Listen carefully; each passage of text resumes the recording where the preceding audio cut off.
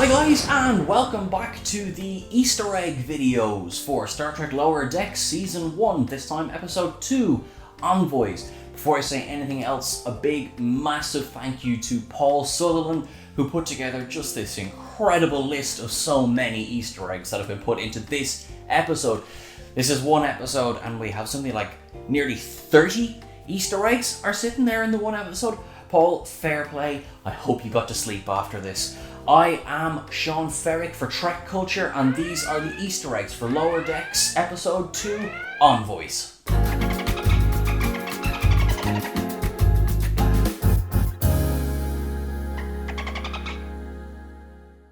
The episode kicks off straight away with a transdimensional energy being. Now, where have we seen that before? Well, we've seen variations on that a couple of times throughout the franchise, but I think the biggest example of this before is the TNG Season 2 opener, The Child. It was a recycled plot from the abandoned Star Trek Phase 2 series. Thanks to the writer's strike of 1988, they just had to come up with something odd thing to reference, but hey, this is Star Trek Lower Decks. This has already shown us, and it's going to show us on this list that it's going to get very, very obscure in the things that it references. Now, this energy being, which is cool, it creates from its own being a fancy tricorder. Now, the tricorder, the nice thing about it is that it's a TNG era tricorder. It's the flip down. It's not that Palm Pilot that we saw in Star Trek Nemesis, which is only 1 year before this. So, yeah, nice to see it come back. Speaking of, there's a lot of TNG Tech which turns up in the cargo bay that Mariner and Tendi are working in. Obviously, Mariner's there watching Vice Admiral Gibson fall off a stage. Meanwhile, they're sitting beside a Type 6 shuttlecraft that we first saw in Season 5 of The Next Generation. Turned up later on in DS9 Waltz, and it turned up in Voyager Caretaker as well. What we also see is a nice welcome return of the dress uniform from the again TNG era, but also showed up in Voyager. It's the nice long red tunic that, you know, looks almost like a bit like a dress. Mariner is there sleeping away, having, as she says, an awesome dream about marooned for all eternity, buried alive. You can just hear Ricardo Montalban's words in your ears. We're introduced to General Corinne. Now, he himself is not an Easter egg so much as he was foreshadowed in Episode 1. Now, many viewers might have thought that this was going to be General Martok. Mariner says she got a backlash off an old dude with an eye patch. Everyone knows Martok's missing an eye, but when Corinne walks in wearing an eye patch, what we do see is that it's the type of eye patch General Chang was wearing in Star Trek VI, The Undiscovered Country. You know, the one where they bolt it into your skull? No thanks. One nice thing, again, that's coming up is, think back to DS9 and think about the deluge of destroyed runabouts. You had the Danube, the Ganges, you had the Orinoco, the Yangtze Kiang. What do they all have in common? They're all named after rivers. I didn't mention Rio Grande because I think it's the only one that survives the entire show. There seems to be a similar thing in place here with the shuttles being named after Californian nature reserves. We have Yosemite, we have Joshua Tree, we've got Death Valley.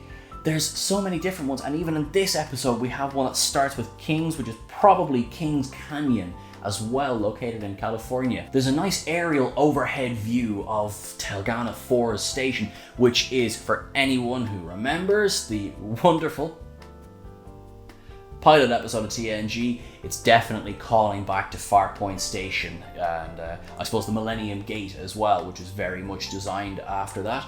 And hey, I live in Dublin, we've got a spire about 10k that way, which looks exactly the same thing. There's a bit of a Klingon checklist in this episode as well. When Corinne does the honourable thing and passes out after drinking, he is face down beside all the blood wine, but also those beautiful blood wine bottles that we saw in DS9, Way of the Warrior, Treachery Facing the Great River. We get the introduction of the Daktag knife here as well, when it's thrown at the control panel when Boimler tries to tell them to calm down. Never tell a drunken Klingon to calm down. Come on, Boimler, you know better than that. They land on the planet, and what are they surrounded by? Shuttles, but the old style, the TNG style, the Type 6, the defunct one was sitting in the cargo bay. Well, it seems to be working just fine down here. These ones were introduced in TNG at Season 5 Darmok. Eugene Chefaw. We have the one little Easter egg callback. I didn't love it. I mentioned this in the Up to Downs videos. It's the Section 31 walk. it's supposed to be a secret organization. Maybe everyone in Starfleet shouldn't have heard of the secret organization, just a thought. Back up on the ship, the engineering section is seen for the first time in this episode, and it is so clearly inspired by the warp core of the Enterprise D. It's got obviously that beautiful, beautiful middle dilithium chamber and the 2 plasma intake valves coming out either side. Beautiful, such a callback to that stunning set that was only sort of built when Gene Roddenberry tried to get a fast one on the production budget. Areolas. Now, this one you'd be forgiven for not noticing. So there's 2 centaur type creatures seen in an overhead shot. Well, these are actually members of the Areolo race. They were first and only seen in Star Trek IV, The Voyage Home. They were in that panel that were watching Kirk and crew stand in front of a court-martial that turned out to be a new assignment. They had a flat metallic face. They were described in the Voyage Home sourcebook as hedonistic musicians. Basically, people that you would fully expect to see in a Klingon quarter. And that's not all when it comes to obscure aliens. We get a lovely reference to the animated series Yesteryear with an Aurelian. Again, we only see him or her in an overhead shot. Basically, this thing looks like a giant big bird. It's got massive yellow wings. The only time we've seen it before is when it was working with Dr. McCoy in the original animated series back in the 70s. As Mariner and Boimler are searching for Corinne, they pass a lot of vendors, and what they go up to specifically is a gach stand. It's written in lovely Klingon over the vendor's head, but also if you look, you've got the purple gach, you've got the pink gach, but also you've got the blue gach. Specifically and only seen before in Star Trek VI The Undiscovered Country, when the production team dyed the food blue, well, just because. And as they're walking by, they see members of a species that we have seen before. It's the Kaylon, and no, it's not the ones from the Orville, it's the ones from TNG. Again, busy 5th season. We had Dr. Timison, who was played by the late great David Ogden Stiers, who was a love interest of sorts for a while for Lwaxana Troi. It was also the episode that introduced Michelle Forbes to the Next Generation, although she wasn't playing the character she would go on to become famous for, which was Ro Laren. The Kaylon are a reclusive alien species that commit ritual suicide when it gets to age 60. Yeah, not a fun one to call back to, really. Almost immediately after this, Mariner and Boimler bump into an alien who doesn't like being bumped into, and they just happen to do it in front of a Klingon Weapons salesman. Again, in Klingon, over the stand, it says Arsenal. Yes, I translated that. Yes, it's late. But if you see what's on sale there, you've got some disruptors that you're used to, some disruptors from all the way back in the original series that you would have seen Kang and Koloth holding. You would also see the gun that General Cord was holding in Star Trek V, The Final Frontier, the greatest of the films, Fight Me. And then you also see what is really cool, you see some Kelvin universe disruptors. Now, this is one of the first times that we've seen in, I suppose, this era, the Kelvin universe being confirmed, even if it's such a small thing as it's just a handgun. It is a very nice nod to the greater scope of the Star Trek universe. Back up on the ship, you've got Rutherford, who's trying his hand at other careers. He's thrown into a command program and he's told, hey, look, don't worry about it. If anything goes wrong, do the Janeway Protocol. Now, obviously, this is a reference to Ensign Janeway from the excellent episode Man of the People from TNG's 6th season. Horgons, not related to my last point. Horgons are cool. Legacy aliens. So, of course, we've seen here, there, dotted about, but this episode brings back a few nice takes. We have obviously Lieutenant Strax, who is a Bajoran man, but there's another Bajoran ensign who has the unfortunate mispleasure of being Rutherford's patient for however long in the medical bay. Also apparently had a run-in with some dilithium chambers. Oh dear. As Rutherford transfers and ends up in security, we see as part of the security team, you've got a Napian, which was the species of the unfortunate lieutenant in TNG Season 7 episode Eye of the Beholder, who jumps into the next cell to kill himself. Grim. That's a couple of grim callbacks already in this episode.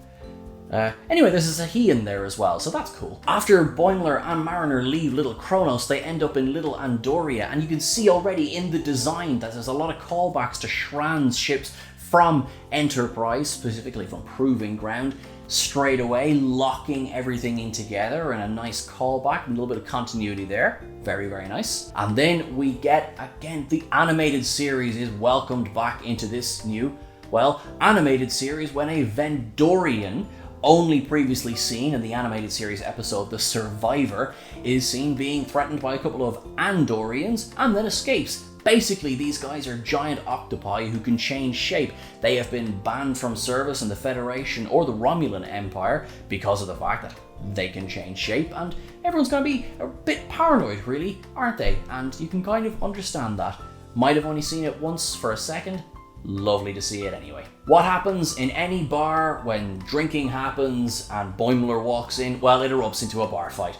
Maybe it won't be as iconic as the bar fight of Trouble with Tribbles, but what is cool is the inclusion of a Lurian. Now, anyone who's watched DS9 knows exactly what a Lurian looks like and sounds like. They look very docile and they sound like Morn is a Lurian. We have seen him in something like 90-something episodes of Star Trek already, and if the trailer for Discovery Season 3 is to be believed, we're gonna see another one. Running, which is something new, even though we heard Morn often freaked out and threw bar tables at people, and yeah, I'm ready to see this. I'm ready. Let's bring on the Lurians. Then we have what is kind of a callback to the first episode to feature the Ferengi. So we have the Ferengi, who is of course Mariner's friend, but we don't know that yet, pops out from behind the tree and is all "Nyah, humans." This is obviously parody, fun. This was also exactly how they were written in the original episode, The Last Outpost, which also featured Armin Shimmerman as one of the first Ferengi, as he described them, crazed gerbils. And to think they were going to be the big bad of the next generation until somebody realized, what? There's one very, very blink and you'll miss it, as if some of the others haven't been, but reference just at the end. So they find the shuttle, they brush off the parking tickets, they open the back door, Corinne is passed out there, and just in the distance behind them, there is a lovely big tower with the Romulan raptor symbol at the top of it. Now, to see that there is a Romulan settlement on this planet that has Klingons and Andorians and Ryzians, well, I mean, that's not that shocking. What is important to remember is that this is only 5 years before Children of Mars is set. That means we're not far off the Romulan supernova, which means they should be looking for all the real estate that they can get, really. This is a grimmer episode than people have given it credit. Anyway, last point, that place where they drop Corinne to, it's just the Federation Embassy. If you look at it as well, the design is almost exactly the same as the United Earth Embassy that featured in the Enterprise episode Forge. This was blown up by the Syrianites, of course, and the design is almost exactly the same, which also begs the question of how long has this embassy been in place on this planet? It's a nice tie-in again. How many times can I say the words nice tie-in? Lower Decks, you've done good with the nice tie-ins.